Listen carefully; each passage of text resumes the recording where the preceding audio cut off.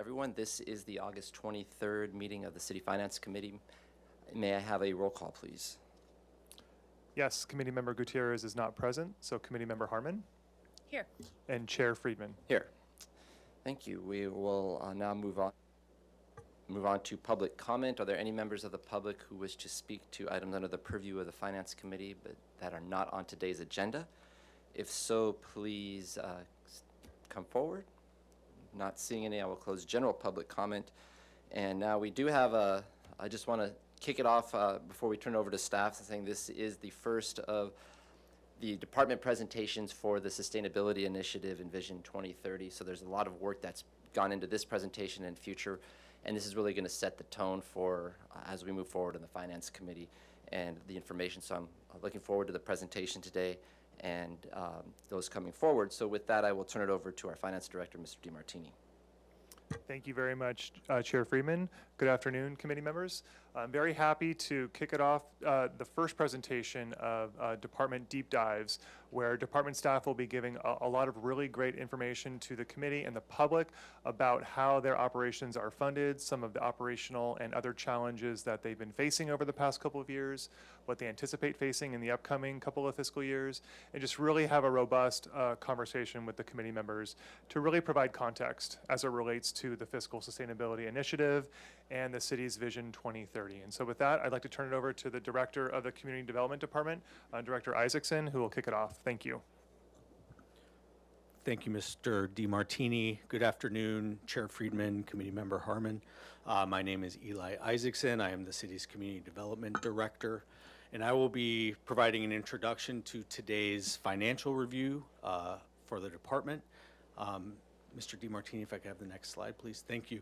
So a quick outline of today's presentation. We will start with objectives and purpose.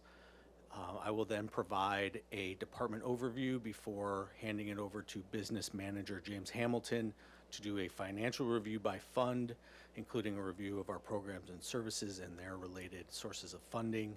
I will join at the end of the discussion to discuss some of our operational challenges and opportunities and then open it up to questions. So this slide should look familiar. This is a quick overview of the initiative goals and objectives. As you know, the City of Santa Barbara is a thriving and unique community.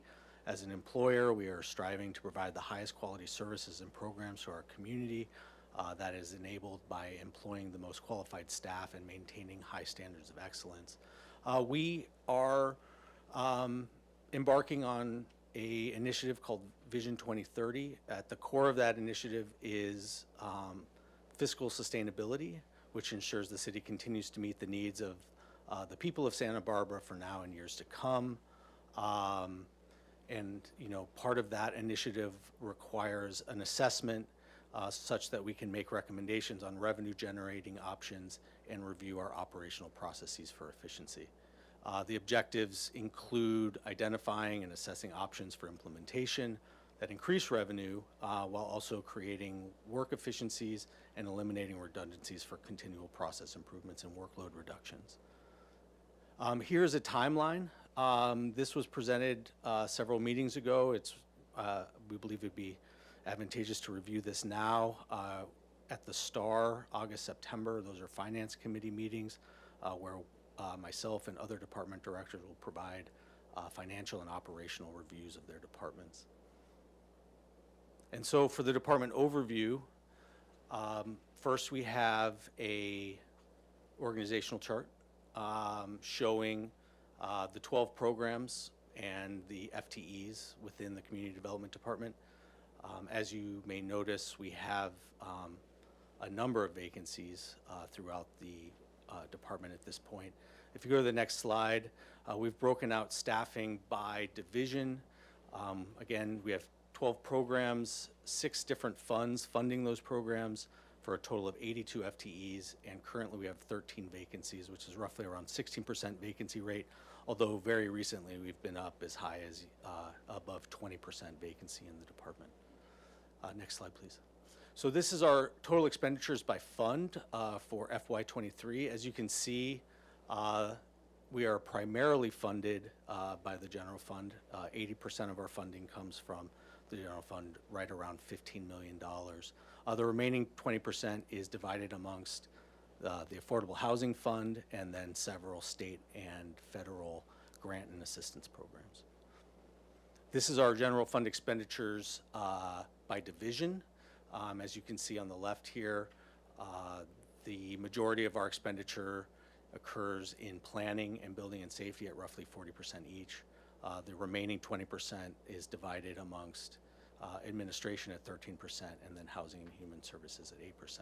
If we look at the right, that's expenditures by category, and as you can see, around 80% of our expenditure is in the area of salaries and benefits.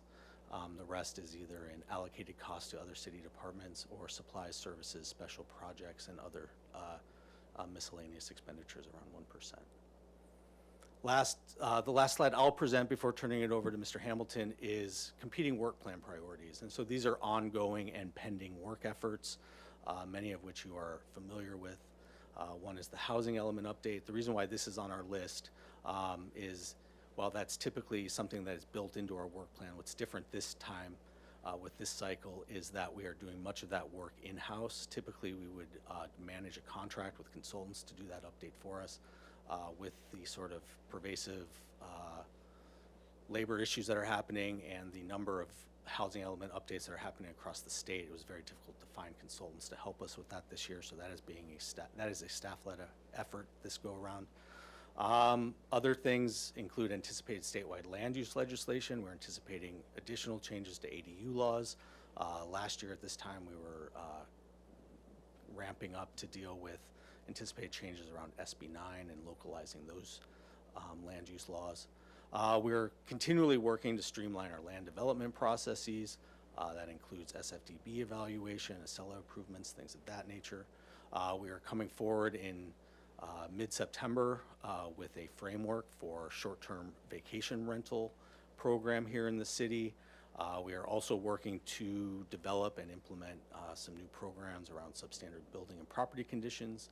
We're kicking off the triennial code adoption here as early as next week with a survey to stakeholders. We are staffing 2 ad hoc committees, council ad hoc committees at the moment, one for housing crisis, another one for homelessness.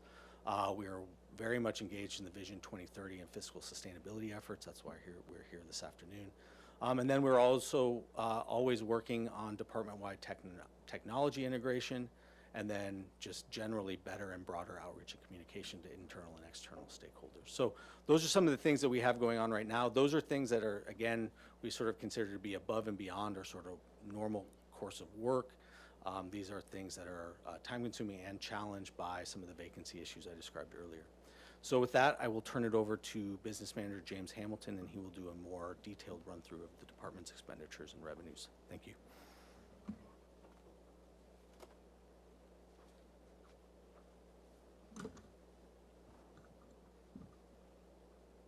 Thank you, Mr. Isaacson. Good afternoon, Chair Friedman, Councilmember Harmon. My name is James Hamilton, Community Development Business Manager, and I'll be walking you through the Community Development Financial Review. I have with me Community Development Managers that can help provide additional detail and answer questions as needed at the end. I'm going to start by providing a review by fund, and we're going to start with the general fund. As Director Isaacson shared, the general fund makes up 80% of the department's expenditure and houses the majority of programs and services within our department. So I think that's an appropriate place to start. Next slide, please. Before jumping into our department, I just kind of want to set the stage and give people a feel for how does community development fit within the overall general fund operation. What proportion of general fund subsidy do we consume, and what does that equate to? So if we look at the horizontal bar chart on the left here, that's sorted from the greatest user of general fund subsidy down to the least, and that's shown as a percentage of total subsidy. The table on the right translates that percentage to a dollar figure. So focusing on community development, in fiscal year 2023, we're scheduled to use 6% of the overall general fund subsidy, or $7.93 million.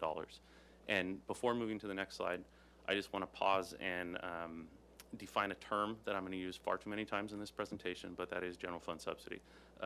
When I use that term, what I'm referring to is the amount of general tax revenue required for us to run our operation. So in fiscal year 2023, we have a budgeted expenditure, or an expenditure budget of 14.96 million. We have budgeted revenues, departmental revenues of 7.03 million. That delta, that difference is 7.9 million. And what we need is property tax, sales tax, transient occupancy tax. We need help from the general fund to fill in the gap there. So that when I mention general fund subsidy, that's what I'm referring to. Next slide, please. This slide charts 6 years of our adopted general fund budget for the Community Development Department.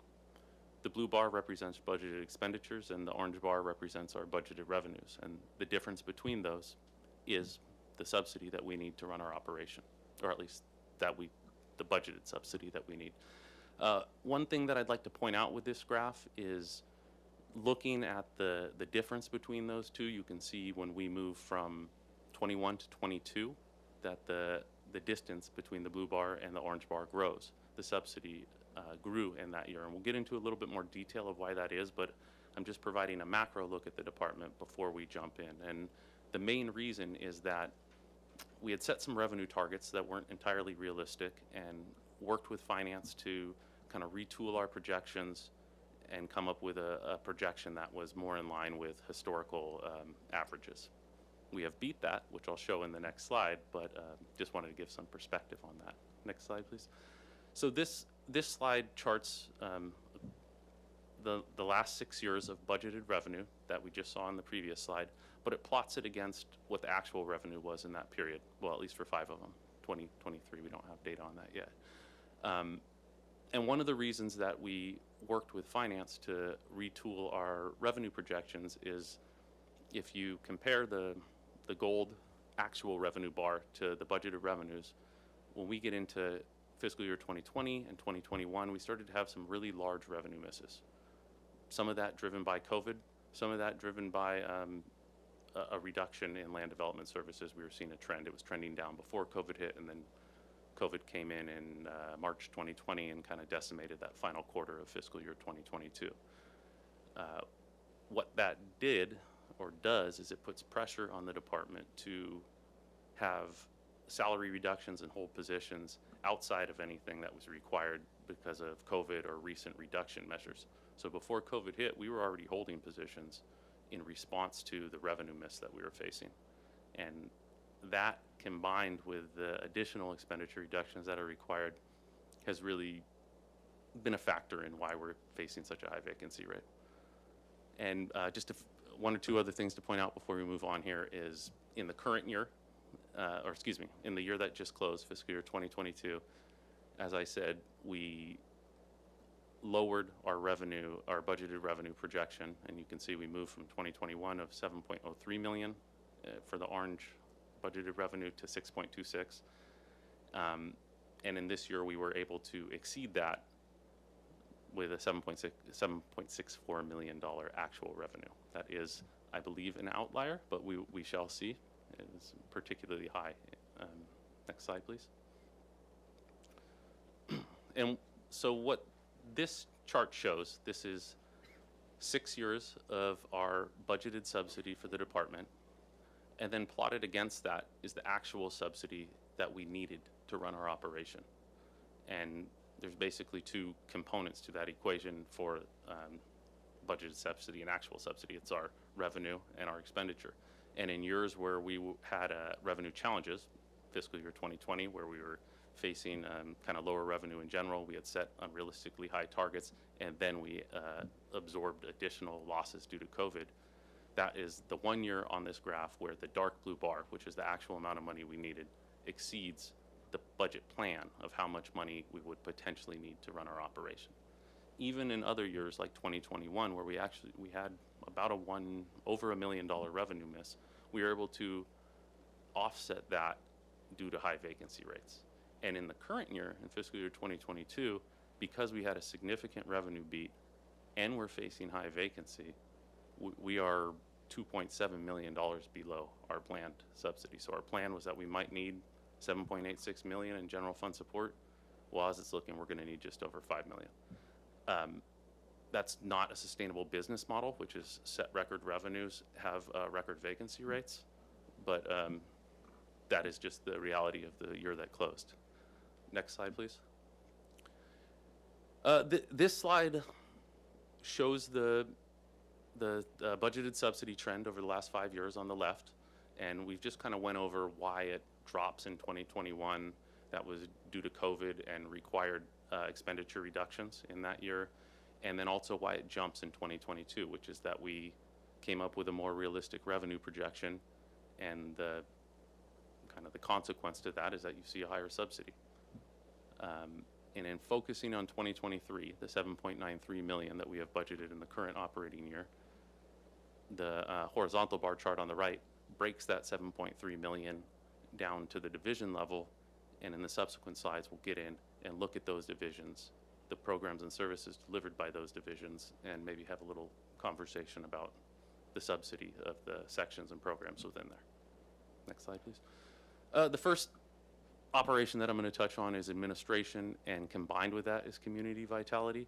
The reason it's combined is because from an accounting perspective, they're held in, the majority of staff there are held in administration. It was kind of a late add in the budget process to form that working group, and perhaps in the coming budget year we will break them out to their own program.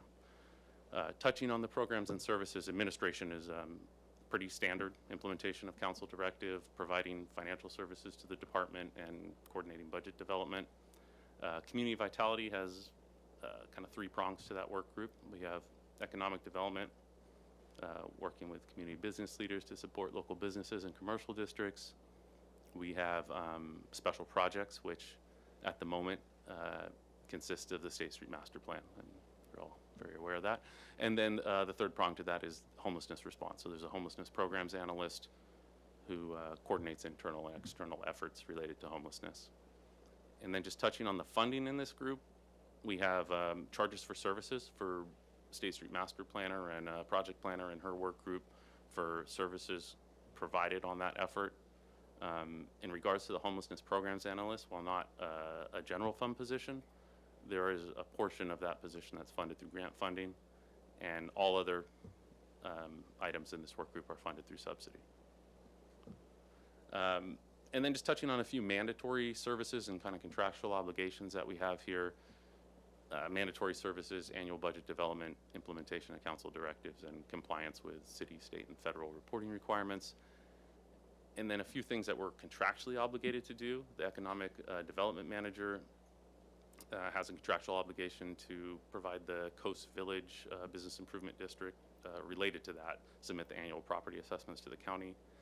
And there's 2 expenses that are housed in our area that add to our subsidy, but really aren't necessarily related to our program.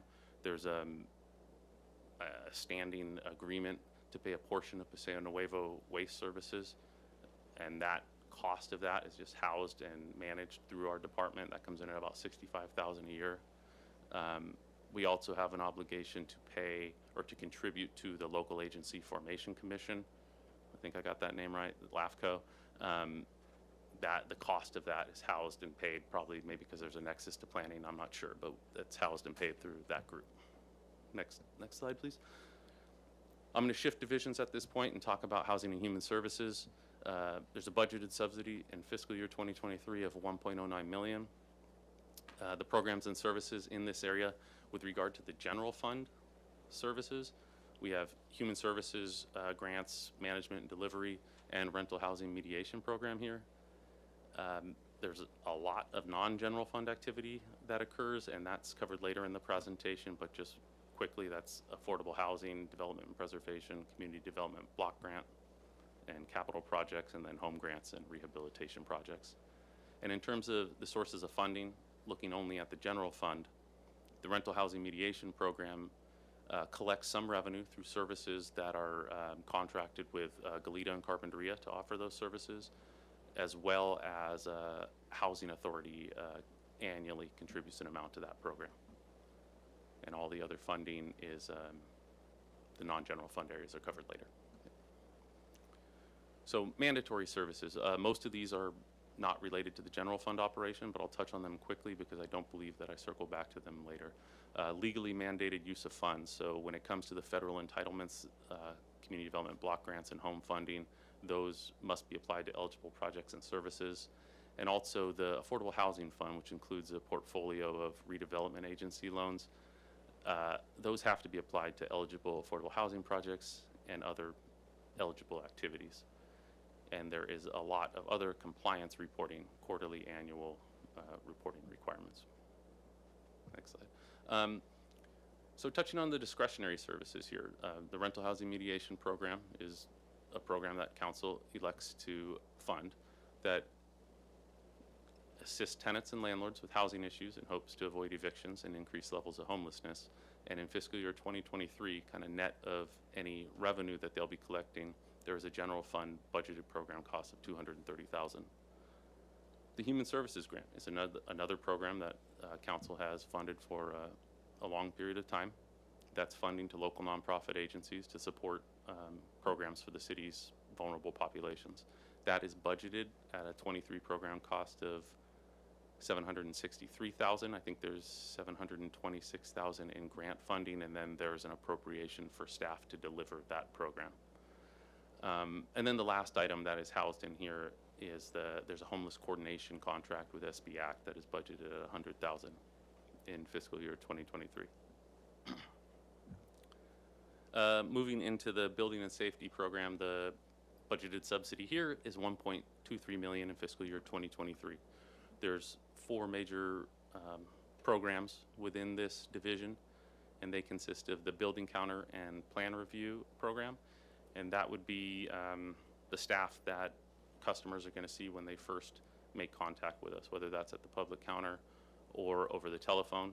They're going to assist with development questions, and it also includes plan review services related to development projects. The next program that I'll touch on is the building inspection, and that is staff generally in the field confirming that the development meets federal, state, and city standards and agrees to the approved plan. Records and archive staff, they preserve public records related to project development and provide cashiering services for all of land development activities. And then the code compliance unit, which while code compliance is not new, having a consolidated unit is fairly new. In fiscal year 2022, council approved that consolidation. We brought a supervisor on and moved zoning compliance from planning into this group. And it's still forming and working to get fully staffed, but they identify, educate, and resolve compliance issues. And then in terms of sources of funding, just broadly speaking, there's building inspection service charges, plan review service charges, records management service charges, and then a variety of kind of miscellaneous permit charges. The kind of largest items that are not fully funded or not full cost recovery include code compliance. The Public Records Act requests for the department are run through Records and Archives, and that's a service or a requirement that is not cost recovery. Archive plan viewing, while we collect a records management fee that maybe helps to offset some of that, providing the public access to viewing those archive documents is not something that we charge a fee for, and I don't believe that we are allowed to charge a fee for.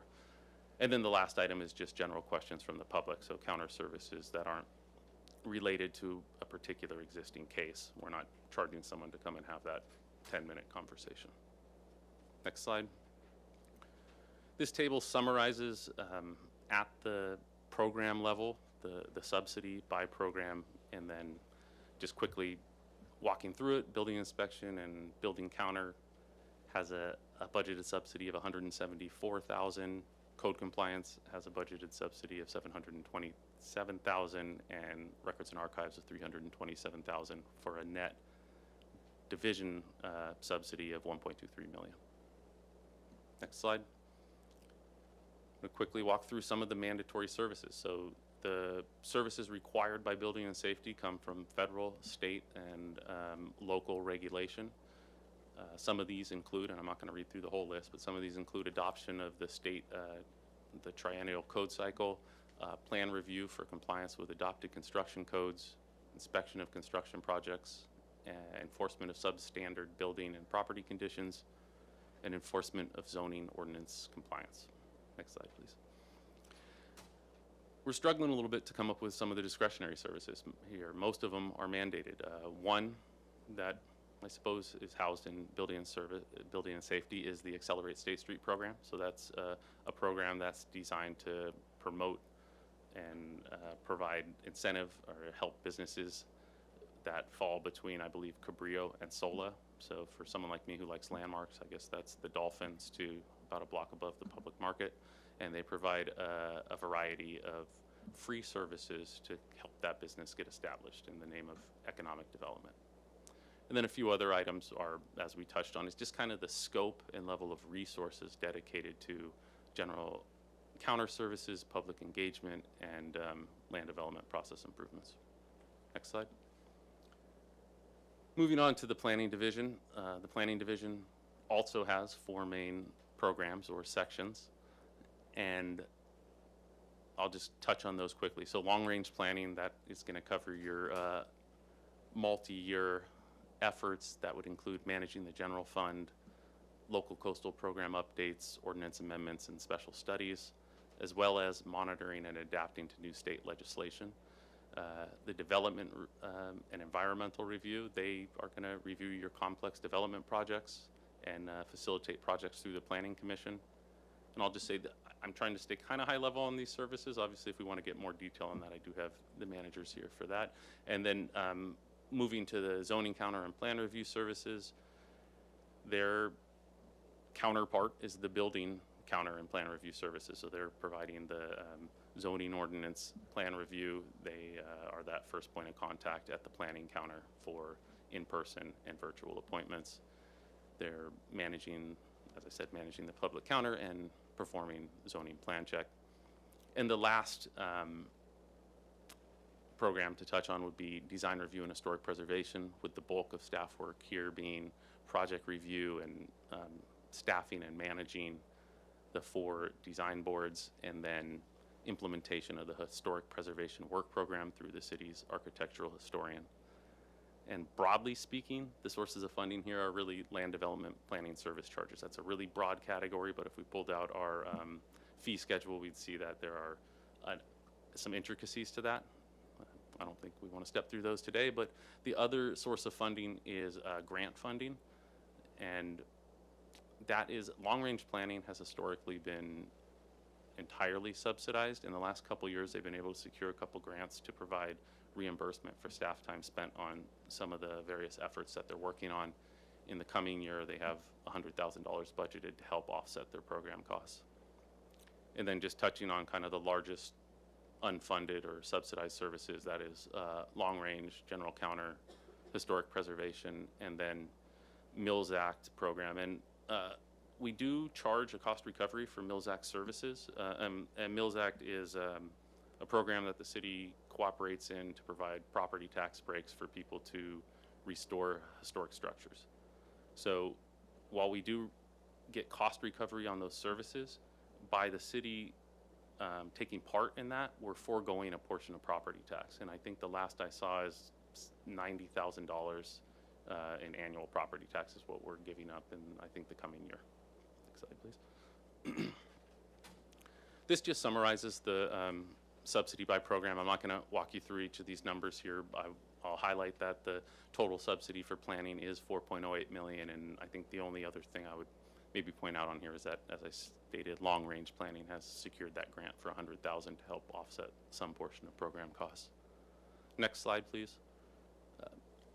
Planning has quite a bit of mandatory services. I think there's at least 2 slides worth, and so I will walk through these quickly. First, touching on the federal, state, and city requirements.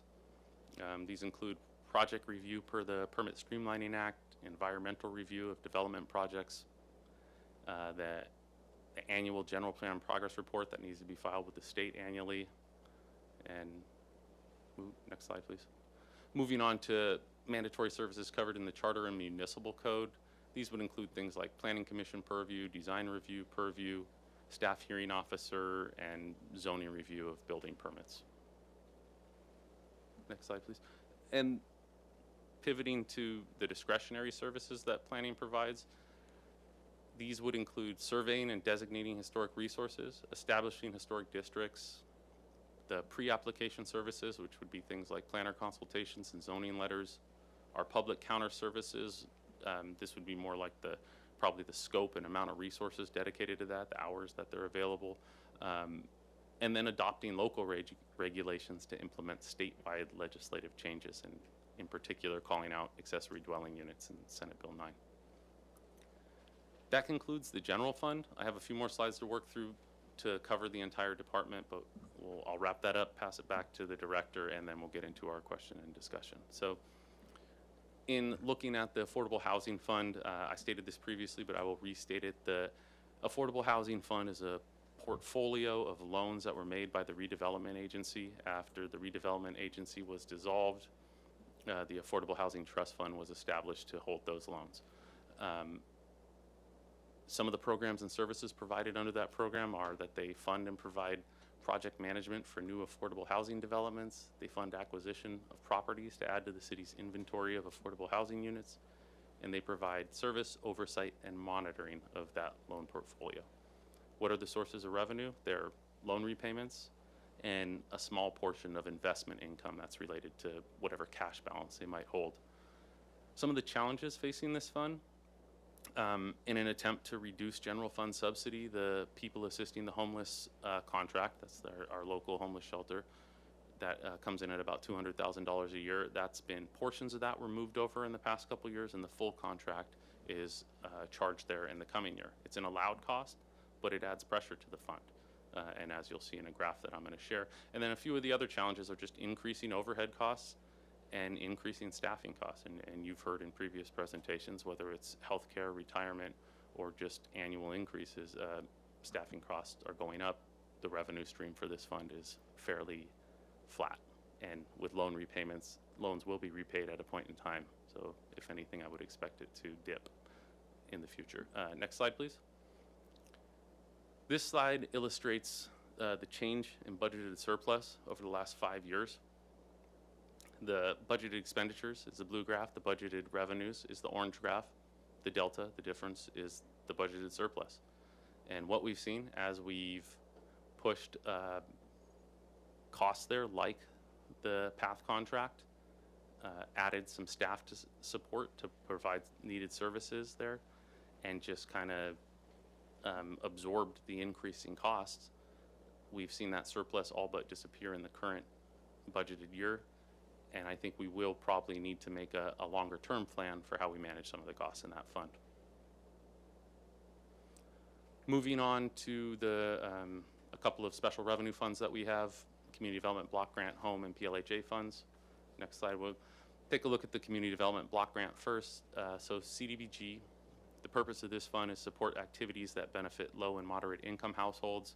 That could include capital projects, rehabilitation, public services, economic development, and there's a cap on the annual entitlement amount that you can only put 15% to public services. Historically, the city has augmented that cap with human services funds. What does this fund do? It supports community and nonprofit agencies, and it supports the Community Development and Human Services Committee. Sources of revenue, annual federal entitlement award, and loan repayments. There's some loans that were loaned out, and we collect repayments on that. Challenges, there's relatively stagnant funding levels in that annual award amount. We have an administrative support limitation of 20% on that award amount, and we're facing increasing overhead and staffing costs. Next slide. This is a 5-year look at the annual entitlement, the annual CDBG award that we get. While having, and we see it dipped in 2023, but it's still about 95% of what it has been. While having a steady income stream, or revenue stream, I guess, award amount is a nice thing, we have raising staff costs. So what it really does is squeeze your resources. Like if the input is not changing, the award amount is not changing, we're capped on that admin, and it's providing kind of less and less of an FTE. Next slide, please. The Home Fund is very similar to CDBG. I'm just going to step through this pretty quickly. It's also a federal revenue source, or a federal funding source. It's slightly different in what it does. It supports affordable housing projects and tenant-based rental assistance for low-income households. Also an annual federal entitlement award. There are some loan repayments here. Those are the two sources of funding. Similar challenges, flat funding levels, an even lower administrative support limitation of 10% as compared to the 20% for CDBG. And next slide. Just a 5-year look that, there is not a COLA related to this annual funding amount. I mean, we see that it went up from 22 to 23, but it's a little bit unpredictable. It might drop next year. Next slide, please. Last fund I'm going to touch on is a relatively newer funding source. It's the Permanent Local Housing Allocation Fund. It was an income stream or a revenue stream that was established through SB2. The PLHA fund, it provides funding to local governments to assist in addressing unmet housing needs. The city has, to date, dedicated that funding to assisting persons experiencing or at risk of homelessness. A few of the services provided through that fund include City Net Street Outreach Contract, Rental Housing Mediation Program position funding. I believe it's scheduled to fund a neighborhood navigation center through SB Act in the coming year, and then there's an administrative component to that. This fund has the lowest administrative support limitation yet of only 5%. So what is the revenue on this? It's a $75 recording fee on real estate documents. We've seen the amount of award vary quite a bit, and I think we've probably seen a ceiling on that because anybody who has a mortgage refinanced in the last couple years if you had more than a couple years on it. So I have a feeling that it went from $453,000 to $700,000, and we've probably seen what is the top end of that revenue stream. Next slide. I'm going to hand the presentation back.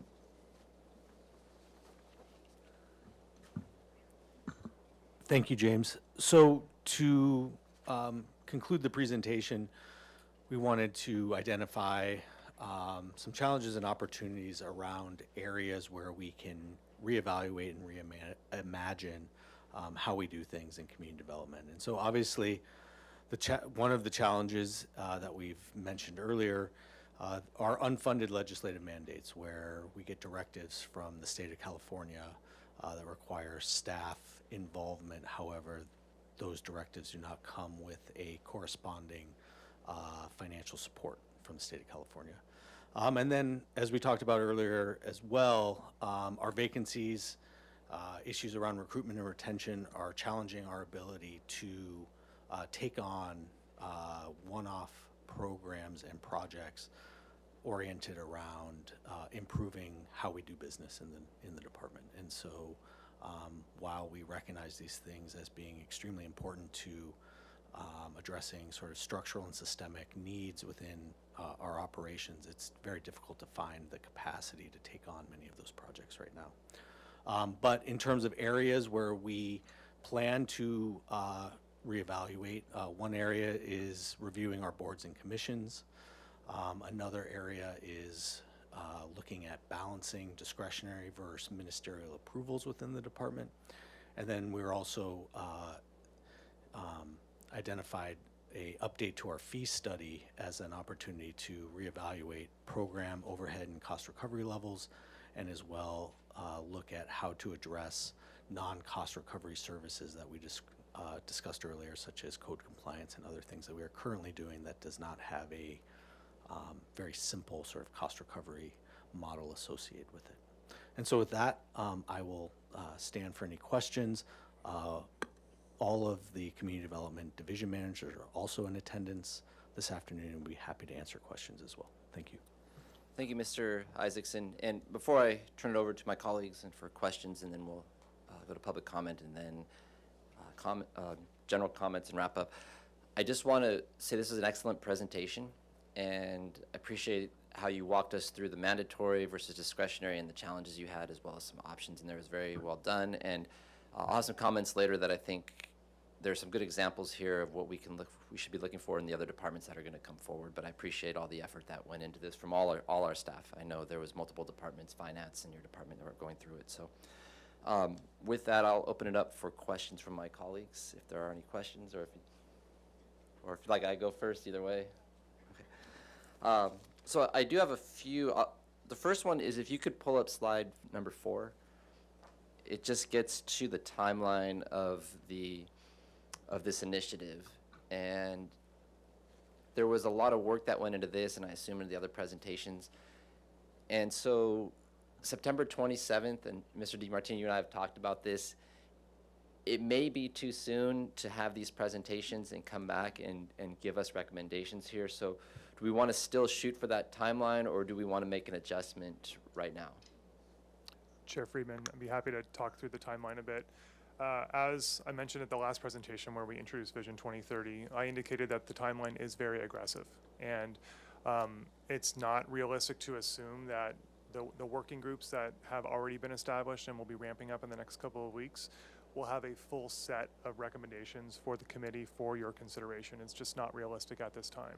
So I think what would be appropriate is that staff comes back to you with a revised timeline with the intent of having some of the highest priority recommendations or topics for the committee's consideration in as early as maybe sort of October, November, but definitely in preparation for the upcoming budget cycle, right? We don't start the public process with the fiscal year 2024-25 financial plan with council until late April. So we do have the beginning part of calendar year 2023 to continue making progress in this area, but I do not believe we will have a complete list of recommendations by September 27th. Okay, great. That's helpful for us planning and for the public that's watching as well. So we'll adjust that as we go, but there will be some adjustments to that. So thank you. My next couple questions, Mr. Isaacson, are on vacancies in the department. And if you could, this came up at the Long Range Development Oversight Committee meeting last week, that we have significant vacancies of recruitment, retention, competitiveness with not only jurisdictions down south where some of our employees live, and there's opportunities for just lifestyle changes, but in terms of some of the other South Coast agencies, and the nature of the recruitment for these specialty positions. So if you could just speak to recruitment, retention in whole, compensation, just really high level, and how that's affecting the department's ability to provide the level of service that we want to have. Thank you, Chair Friedman. We are experiencing many of the same issues other city departments are experiencing, especially when we are looking at filling highly technical and specialty positions. And so one area of the department we are currently experiencing quite a bit of vacancy is in our plan check services. Those are positions that take quite a bit of training and certifications to perform at a high level. And we are having a difficult time finding people here locally that are able to serve the city in that capacity. And then when you start to talk about some of the other things you mentioned, like local costs of housing and our dislocation, if you will, from some of the larger population centers to the south, it makes finding folks difficult that can relocate to Santa Barbara. And so I think we're challenged in that sense as well. And you know, specifically in this area around plan check, you know, our contract support that we use to sort of backfill when we are experiencing a high level of vacancy in that work group, those contractors are experiencing the exact same issues we're having. And so the folks that we would typically rely on to help us during these periods of high vacancy aren't able to support at the level they may want to or be accustomed to because of their own challenges filling positions. So would it be safe to assume that as we're planning the Vision 2030 and where we want to be as an organization, you know, 6, 7, 8 years from now, that compensation of our employees in these really needs to be looked at, and there will be some costs to that, but we need to get to a place where we're competitive and we can start filling these positions. I completely agree with that assessment. In terms of, you know, what is the gap between us and some of our local competing jurisdictions, I don't have a good sense of what that number is. I've heard different numbers kind of floated around. Sort of anecdotally, I've seen similar positions advertised in County of Santa Barbara, City of Goleta, City of Ventura, coming in higher than what we are able to pay at this point. Also offering things like signing bonuses and other things of that nature. And so competitiveness is an issue and is a concern, I think, of both of myself and the city administrator. So I would just say, in terms of that's information that would be helpful for us, whether it's here or whether it's down the line in labor negotiations.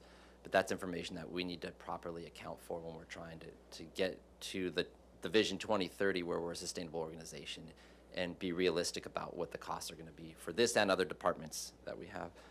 I just have a few more questions, but in terms of mandated services, can you speak to how you and I have discussed them as one-offs, where we have our mandated services, we have our discretionary services, and we're plugging along, and then these one-offs come in that are mandated, and what that does to the organization, and what types of funding are available for those, and what the one-offs are, if you could define that.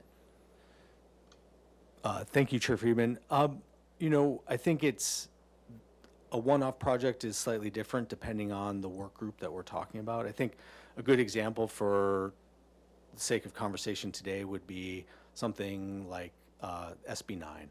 That was a Senate bill passed by the state of California late fall, fall of last year, with a requirement to implement by the first of the year 2022. And so we had to reorient multiple working groups to staff up that effort to localize the state regulations. That delayed things like short-term rental ordinance, other process improvements, some of the things we mentioned today around looking at our boards and commissions. All of that work had to be put on hold to implement the requirements handed down from Sacramento. And oftentimes there is no direct corresponding source of funding to support staff or support our city in making those changes. And so that comes at a cost. Oftentimes we have individuals that have to support those programs or those implementations that are in a position that would typically be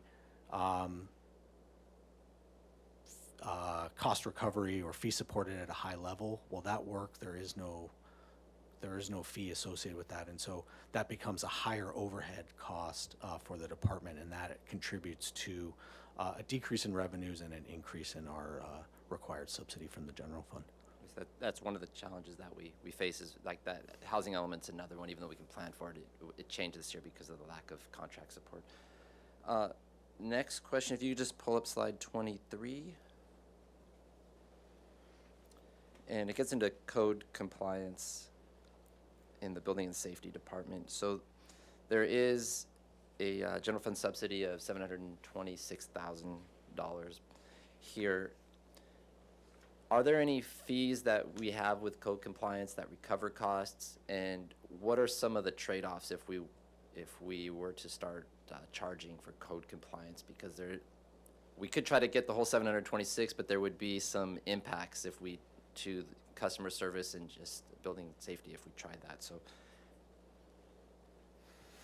well, I'd like one of my colleagues to come up and may be able to round out my response. But just initially, code compliance is a difficult program to organize in a way where we're achieving a high level of cost recovery. A lot of what we do in that division is investigative in nature. Doesn't always result in a code violation.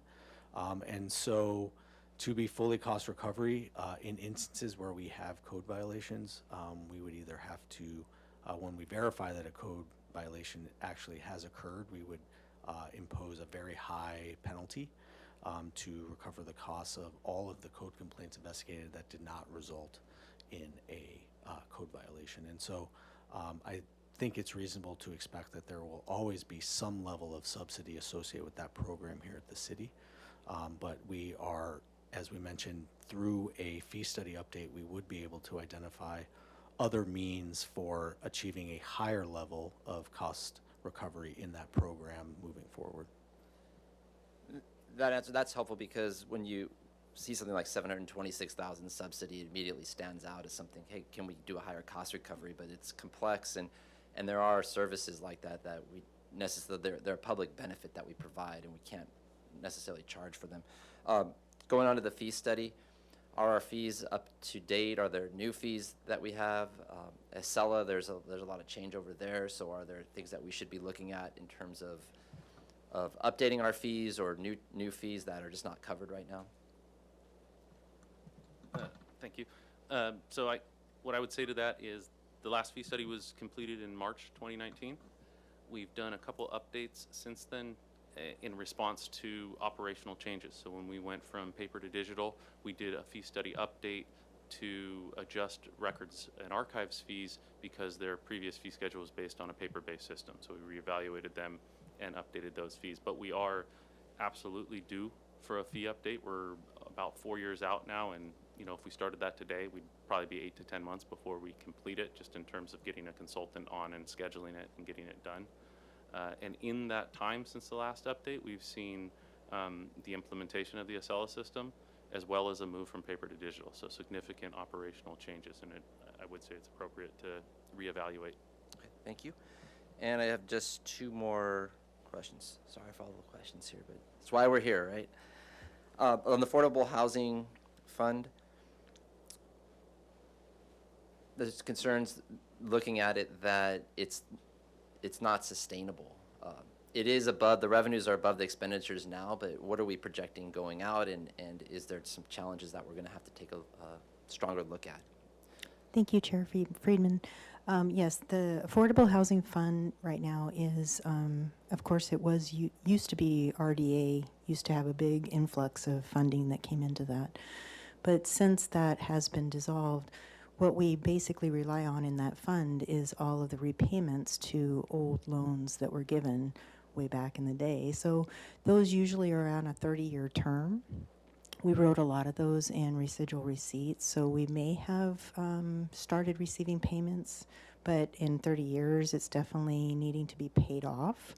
And that is when that revenue stream, of course, would stop at that point, because our payments would come in, it'd be the end of the loan, and then we would use that money and reprogram it to another housing development. So I think what Mr. Isaacson was saying, that right now, that stream of, all the repayments, eventually those will be all paid off, and so the stream will continue to decline. We are making new ones at this time with new loans that we give out, but overall, the fund will go down. We did have to take on these last 2 years supporting the PATH shelter in that fund. So that is why you see our expenses really coming up, because that was something that in previous years, since this council approved it back in, I believe, 1998, it was always a general fund expense at that point because the council supported it. So with that, we also support part of our new homelessness programs analyst in that fund as well. Things that, we weren't totally expecting but would need to be covered, we're taking that on in this fund. And so we still have mandates to perform and to, of course, develop or acquire new units. The state sets a mandate on us to still use most of our funding, of course, for that purpose. But over a period of time, that's going to eventually just deplete. So this is interesting. I didn't. I think I have a better understanding now. But as that fund goes down, currently that fund we get the funding in, and we're able to invest in new projects, and then those new projects continue to keep the fund going. So it's over the long term. But as the fund goes down, it's not just a matter of the current situation of having an imbalance, but it would impact our ability to invest in new affordable housing projects as well. Correct. Yes. Absolutely. At a time when we need it more than ever. Right. That's something I think we should get more information on how to address that fund as well on this at a later time. And then thank you, Ms. Doubles. Thank and then you. my last question, if you could pull up slide 35, I guess. This is just in general because it was on a couple of the slides going forward, is we have, in this case, a 20% admin support for the CDBG program.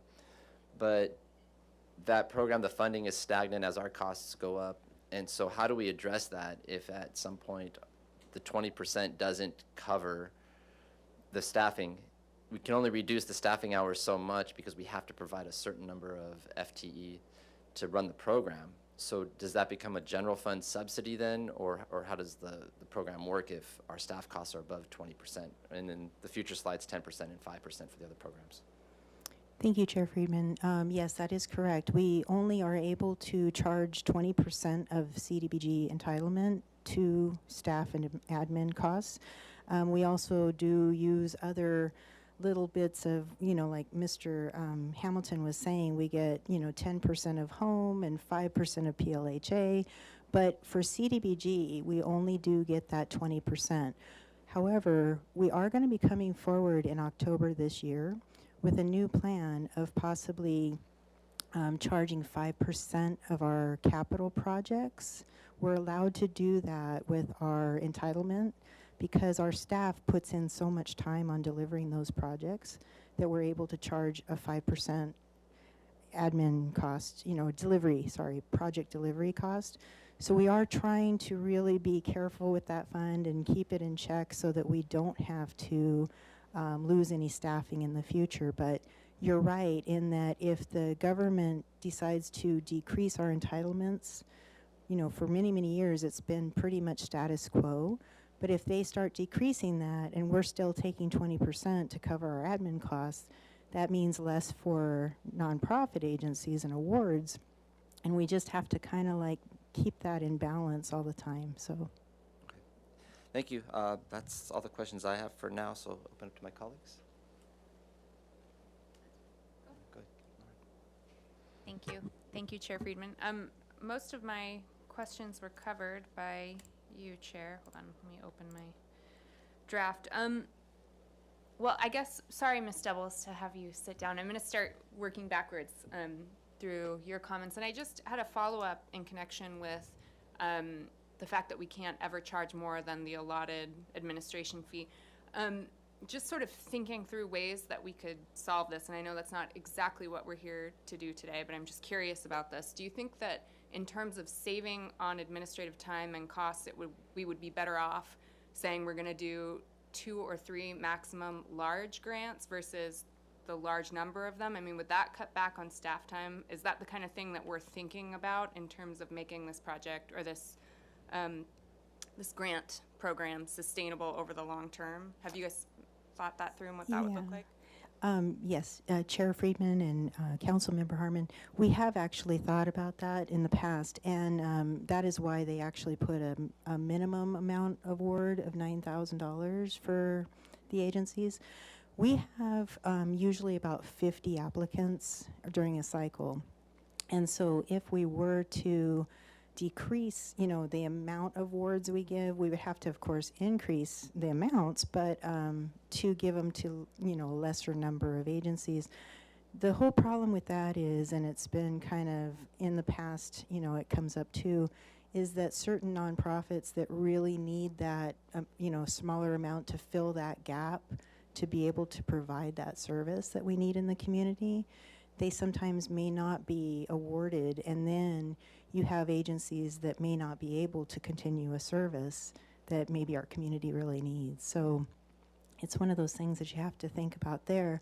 As far as staff time, yes, it definitely would decrease in staff, but 20% of the grant is allotted to admin, and that typically covers what time it is to do the admin work for those that we process. So we, even though the grant amount may go down, we still get 20%. So at that point, we're giving less grants for sure, but we still have that 20% admin time to do that. Okay, Yeah. thank you. Sure. Interesting problem for sure. Thank you. Okay, so then just a couple of questions for Mr. Isaacson. Thank you. First, this question came to me when you were talking about like the one-offs, the SB9 type project, and I'm really curious. Clearly, that was a huge amount of work for your department. Was that work of localizing SB9 for our community a function of council direction to limit the implementation of SB9 as much as possible, or a function of the fact that it would have to be localized anyway? And the reason I ask that is I'm just trying to decipher for myself how much of the workload, particularly as it pertains to these one-offs, is due to direction from us, sort of at a council meeting, say, hey, we don't like SB9, limit it as much as possible, not thinking what a significant undertaking that might be for you, or was that always going to be a huge undertaking and had less to do with maybe the political whims of the 7 of us? Thank you, Committee Member Harmon. If you don't mind, I'd actually like to maybe punt that question to Renee Brooke, City Planner. I think she'd be in a better position to answer that. Thank you. Thank you, Chair Friedman and Committee Member Harmon. Really great question. So SB 9 using that example as well as accessory dwelling unit laws, which we've seen a couple of cycles of changes in those laws recently. It is really we could just implement state law as it's adopted and not go through our local amendment process to try to customize it for Santa Barbara. The reason we do that is to find consistency with our general plan and our local coastal program. So it's both in response to just understanding the challenges we have in implementing a blanket statewide regulation in a community that has high fire hazard areas and sea level rise and affordability issues. And so it's through implementation of our comprehensive plans that we opt to adopt, to the extent we can, local regulations that are customized for us. So if I'm understanding you correctly, it's sort of both in that we're always going to want to do that, maybe regardless of what comes from the dais or whatever. Correct. Okay, cool. Thank you so much. That's really helpful. And then my final, just two very quick questions are about the vacancy issues that Councilmember Friedman, or excuse me, Chair Friedman brought up. I totally agree with many of the statements that you made with regard to the importance of paying staff so that we can retain them. Just want to go on record there that I agree with you wholeheartedly. And certainly the high vacancy that we're seeing, I mean, thank you for predicting where I was going with that. It's really stark, actually, to see it put out this way, so I very much appreciate this graphic depiction of what your department is dealing with. On the plan check side in particular, I think you said that that's where there's a very high number of vacancies. Are we seeing a commensurate level of plan submittal such that we need those vacancies to be filled? And do we, bracketing that, of course I want all the vacancies filled, but just in terms of what we're seeing come in, is the workload so heavy, the plans being submitted so much and so regularly that those positions are really needed? And do we anticipate the continued sort of steady submission of plans over time? I mean, have we thought about, I guess the question is, have we looked out and said, hey, we anticipate this building boom to continue, thus this is really necessary, or is what we see in terms of the vacancies the bare minimum anyway? Can you just speak to a little bit? Absolutely. issue? Thank you, Committee Member Harmon. So I think you've hit both issues with your question. I think you've identified correctly that this is an area of variability in our department. It is driven very much by local and prevailing economic factors. So yes, we are in a time of boom in terms of construction and development in the city. So yes, there is a corresponding need within the department to have these critical positions filled. As we sort of progress through the economic cycle and we see a downturn in construction services in the city, there will be a corresponding decrease in need on our end to be able to correspond to the level of applications and volume of applications we're receiving. In a community like Santa Barbara, as we are dealing with individuals that tend to be higher, high net worth individuals in this community, they tend to be more insulated from some of these changes in the economy. And so in a community like this, I would expect there to be a shallower trough, if you will, in terms of economic downturn than you might see in a community that's more boom and bust.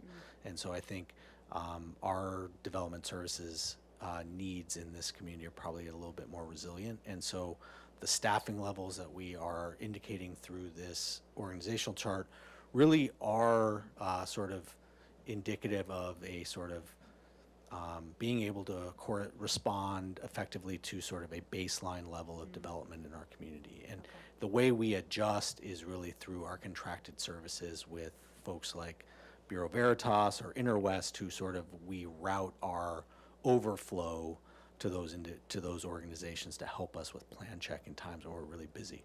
Right now we are routing quite a bit to them, and they are not in a position to really respond as much as or as well as they would like to because of their own challenges around staffing within their organizations. And so we are seeing a decrease in response times. Plan checks are taking longer than we would like them to, and it's a direct impact of staffing and where it is right now. Thank you. That's really very, very helpful for me to understand that what we see here in terms of vacancies and need is really the floor, not the ceiling. This is not like your wish list. This is what's needed to provide the services that our residents have come to expect. On that note, have you, or maybe this is a question for the Land Development Team Committee, has there been any conversation with community members about what they would prefer in terms of a longer time for plan check or higher fees? I mean, has that conversation been had with community? Like, we can increase fees, get more people, and you'll get a response faster. We can keep fees the same, and it may take a little longer to get your plan check back. Has this been a conversation that has been initiated? Is this something the team's thinking about? Maybe this is for Councilmember Friedman. I'll jump in, and then if anyone else would like to add on. Go ahead. I think because of the lack of staff, increasing the fee right now, and we have the situation where plans are being on hold, that's really gonna upset the community. And if you think about it, the ones that are actually getting their plans over, checked and going through the process a lot quickly are the ones that can afford it, right? Can afford the outside architect that has been working with the city for a long time, understands the process, and they just pay the fee. So if you're adding on top of that, if you want a faster process of your plan submitted, just pay an extra fee, but we still have the problem of the staff that isn't there. So add to their priority list, plus all of the things that they already have to do. So for me, it's more of we need to get those spots fulfilled. And I'm thinking we need to work with HR to figure out Santa Barbara is getting more expensive, and I don't see it getting any, the living situation here, I don't see that it's gonna get any cheaper. So we need to work with HR to figure out creating pathways to city jobs. We have UCSB, Santa Barbara City College, that we have to get creative and hiring locals, unfortunately, because we are competing with cities like Santa Maria, which they're not suffering the budget situations that we are. So that's, I don't know if that helps a little bit. No, that's all the kind of discussions we've had, and I'll feel free to wrap it up after this, Mr. Isaacson. But in terms of at LDT in particular, that has not come up as a discussion topic.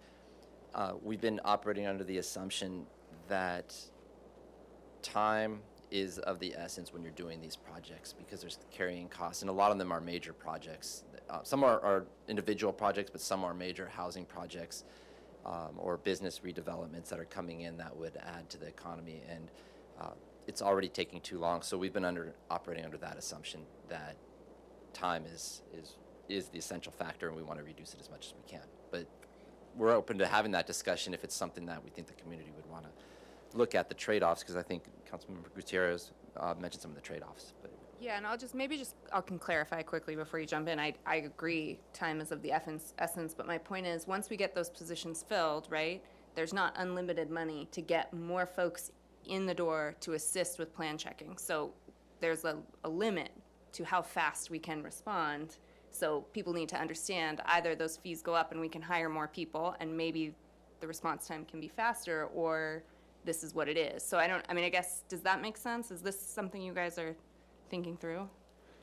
Committee Member Harmon, Chair Friedman, Committee Member Gutierrez. These are conversations we're having internally at trying to find the balance between turnaround times and fees. You know, there's a certain point, where one, added resource. If you can turn around plans in 5 days, is it worth an extra $1 million to be able to turn around plans in 4 days? I don't know if that is where we want to focus our energies. I think we have opportunities to improve our turnaround times internally through investments in technology, investments in training.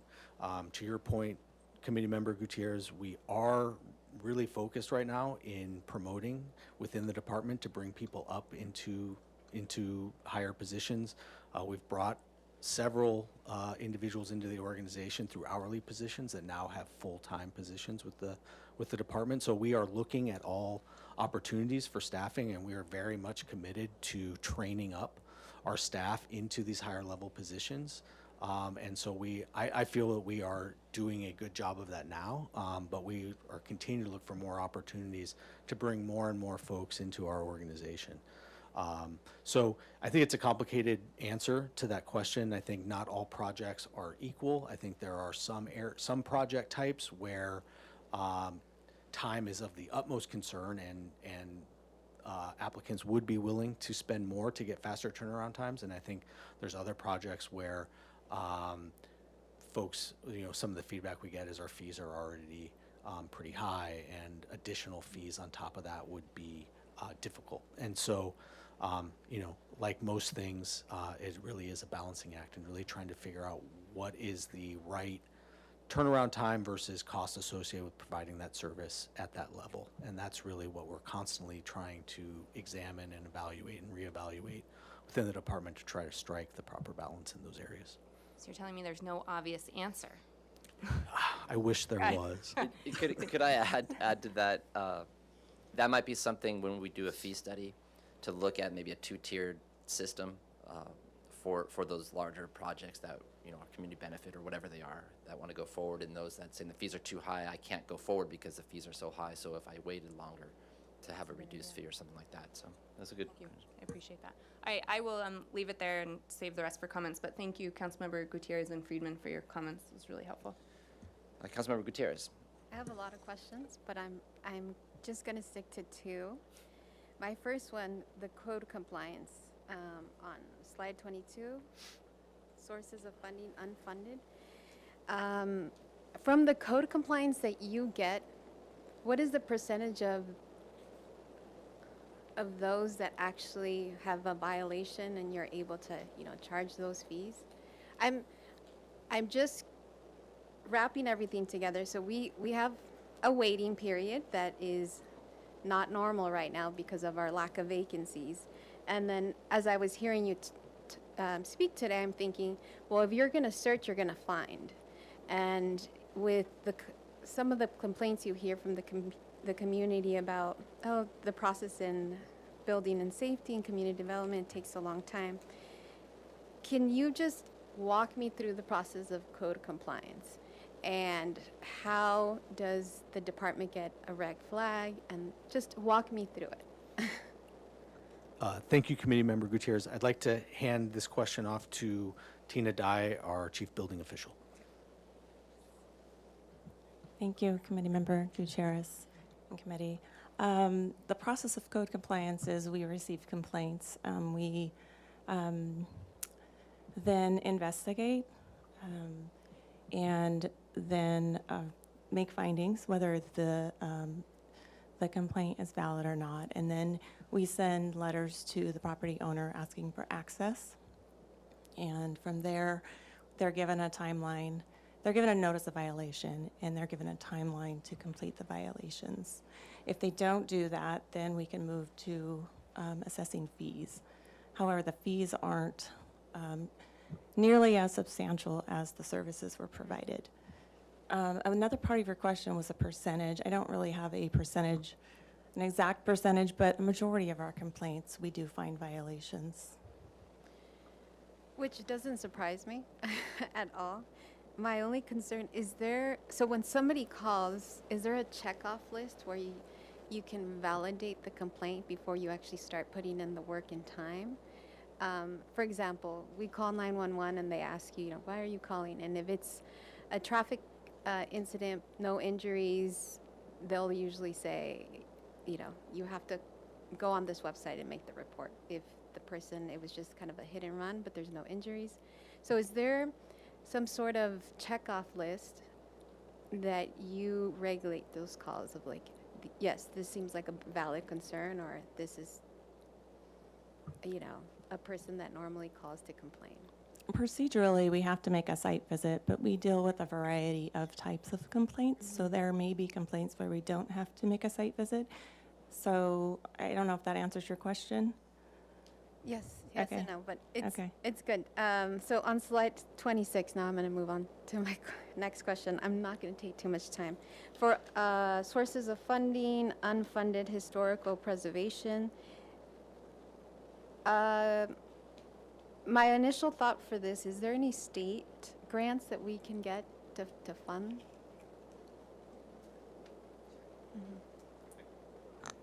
Hi, Hello. Chair Friedman and Committee Member Gutierrez. Before I jump to that question, if you don't mind adding my perspective on code compliance from the planning perspective. I oversaw zoning and sign compliance for many years. The reason that code compliance is so heavily subsidized by the general fund is that we're not trying to seek citation revenue to fund the staffing. We're really trying to seek compliance. So we work, of course, just to get the code violations abated, not trying to use it as a revenue stream. It's really the citations are meant to incentivize compliance.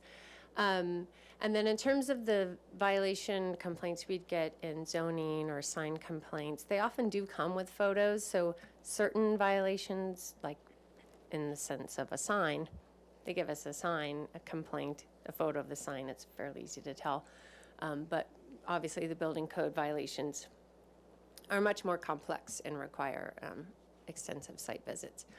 On historic preservation, we can receive some grants from the state, and we did recently, because we're a certified local government, receive a small grant to do the African American Black Historic Context Statement that is getting close to being wrapped up and approved by HLC. The findings of that context statement will help us identify sites within the community that should possibly be designated as historic resources. We don't, at least not to date, have not sought out any grants to actually fund that work to identify and designate city landmarks or structures of merit or establish historic districts. We could. They're typically very small grants, $40,000 a year perhaps. It doesn't at all come close to covering the cost of staff time to do that. Thank you.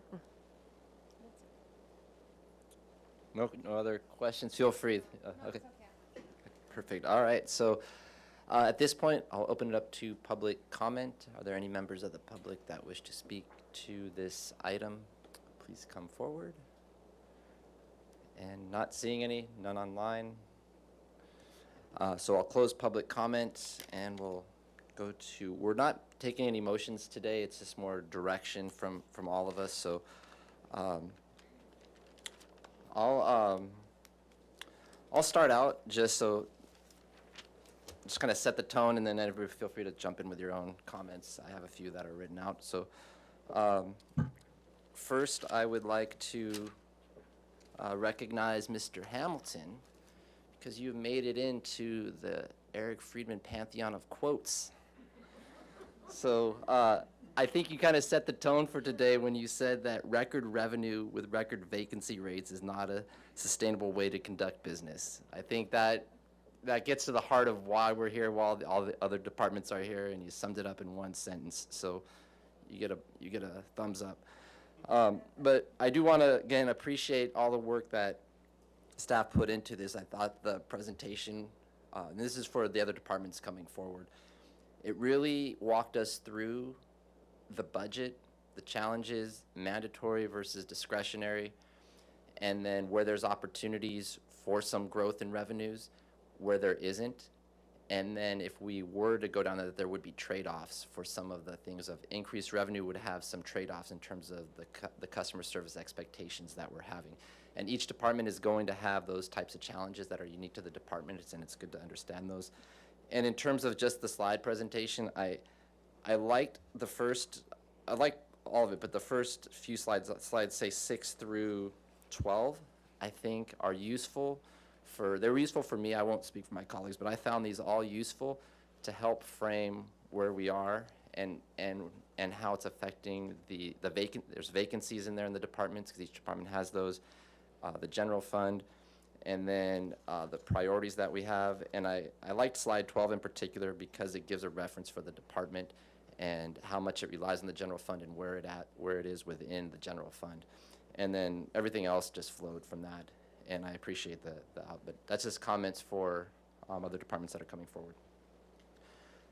So what I'd like to start with is that I do think when we come back with recommendations, we do need to obviously look at types of revenue enhancements that we can have and recommendations that go forward.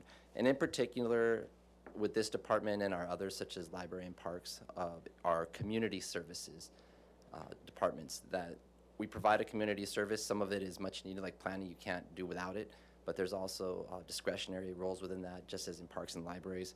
And what is the total gap that we're not going to be able to fund in order to be competitive with our staff and our salaries going forward, so we understand what that is and how we might be able to raise revenues to address some of that, new types of revenues or revenue enhancements. So just information on that going forward that would help us make an ultimate recommendation to council.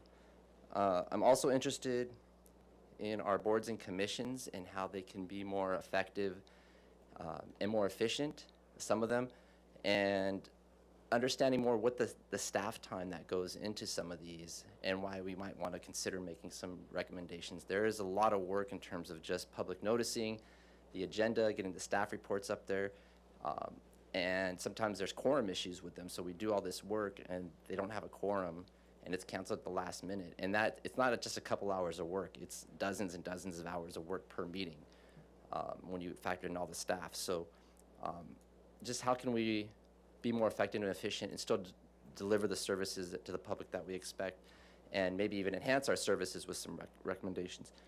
I'm also supportive of a fee study going forward sooner rather than later, perhaps this fall. The reason being that it was mentioned there'd be 8 to 10 month timeline on the fee study. So if we were able to conduct a fee study that looked at to new fees or enhancements to others, that we might be able to use that in terms of budgeting for the next fiscal year budget, which is a 2-year budget.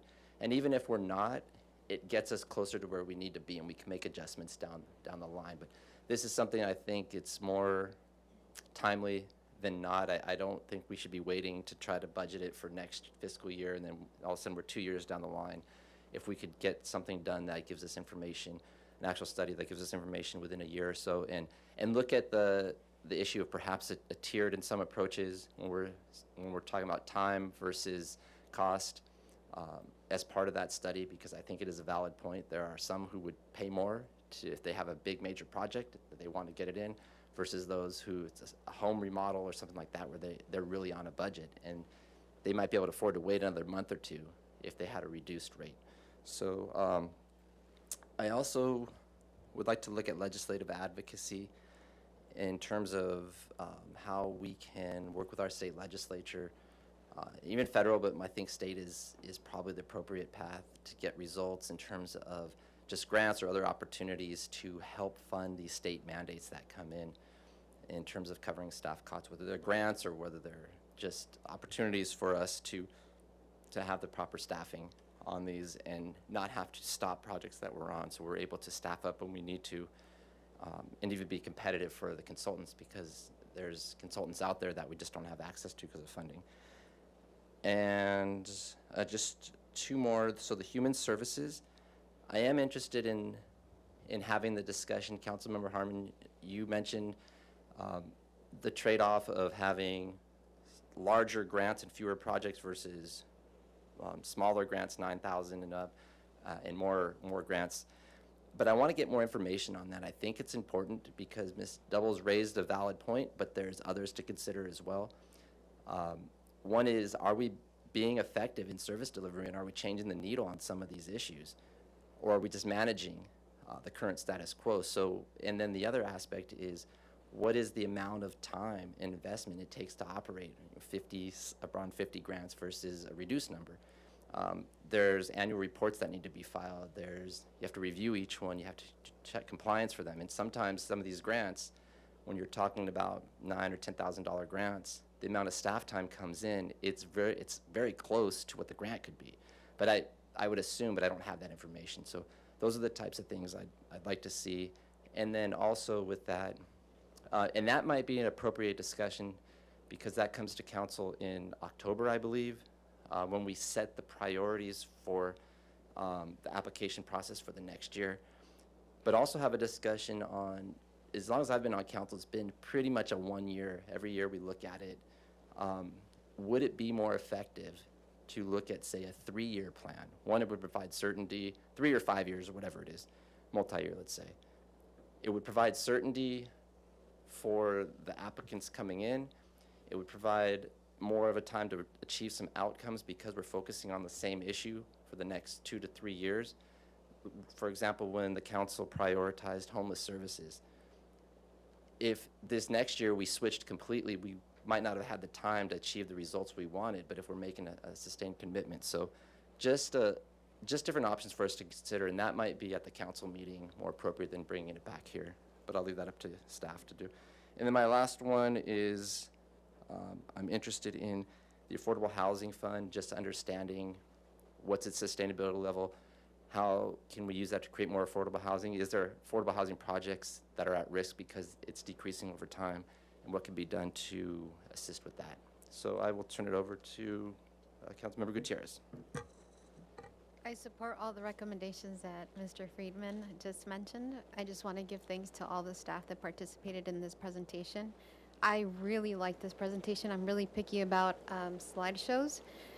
And the fact that a community member with very little background can look at this slide and get a really good idea of what you guys are doing in each department is, I really appreciate that. And most of all my questions for the city staff that are a little bit familiar with me have to really reflect on sort of the comments that I get from the community.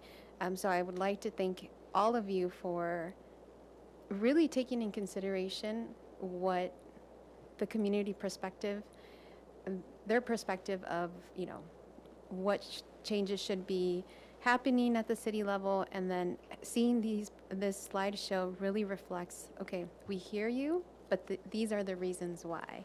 So thank you so much for all your work. And I know that the pandemic hit and you guys were already overworked, so I just really want to appreciate. Thank you. Councilmember Harmon. Thank you, Chair Friedman. I totally agree with both of your sentiments completely. Spot on. The presentation was fantastic. I really learned a lot about the work that your department does, and I think that's the first step to what we're trying to achieve through this entire visioning process. And it's incredible how much work our community development department does in so many different areas. And I think, the name community development does imply that it's huge and overarching, but I think often we can pigeonhole you and think you only do one thing, and that's certainly not true. So this was very helpful. For the purposes of note-taking and going on the record, all of the things that Councilmember Friedman laid out in terms of next steps, I fully support and agree with, and would really be interested in exploring and learning more about, to the extent there are things that we'd like more information on. And I did just want to say, I think one of the challenges for me as we go through this process is there are so many things that we must do that it can be easy, I think, for us to think, well, I guess we'll have to get rid of some of these programs that aren't mandated, that maybe aren't necessary or are not strictly necessary. And I just want to encourage us to remember that while they may not be legally required by the state, they are certainly instrumental in us supporting our community and allowing our residents to remain here and remain housed. And it's so much of our priority as a council is housed in your department, and the work that you do is so elemental to our collective vision for what it means to be a Santa Barbaran, and I don't want to forget that.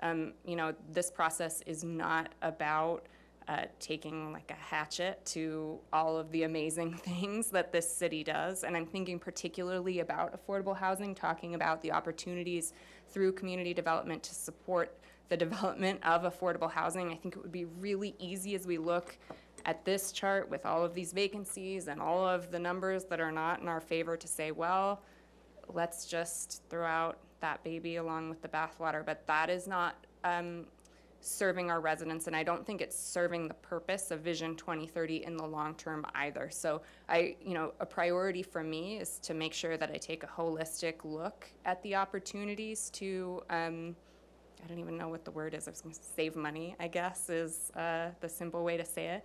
I have some ideas that I've been kicking around about opportunities to use different funding sources for affordable housing. I'll continue to push that and work with our finance director to do that. But I guess really all I'm just saying is you guys do a whole lot, and I want to make sure that you can be better supported in doing all of that work because it really is critical for our community. Thank you. All right, so with that, great job to staff. I look forward to the next presentations that are up and coming and revised timeline, and we are adjourned. Thank you.